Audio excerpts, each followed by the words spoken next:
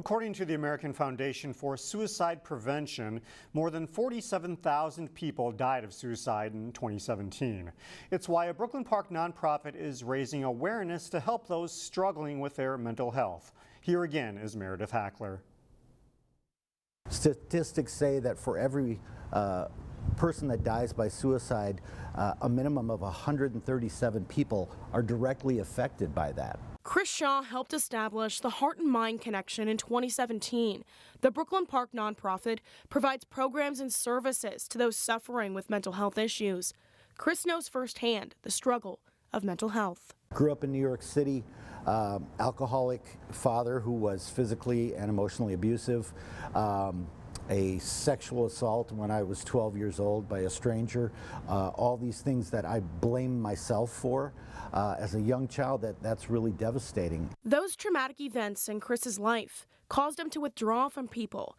He went through a number of personal problems, which eventually led to a suicide attempt in 2015. On the night of my attempt, I felt that there was no hope that I would ever feel any better than I did in that moment. And I didn't want to go on feeling that way.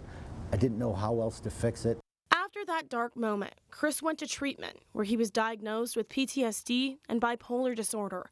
Now he shares his story to those suffering with mental health issues. I hope that they understand that we're trying to, as a nation, normalize this conversation, that mental health issues are as important as physical health issues, and that mental illness and substance use disorder are illnesses and need to have the same parity in how they're looked at for care as cancer or diabetes. Now his nonprofit is partnering with the city of Brooklyn Park and its police department to host a mental health awareness event, all with the hope of letting people know they aren't alone. Meredith Hackler, CCX News.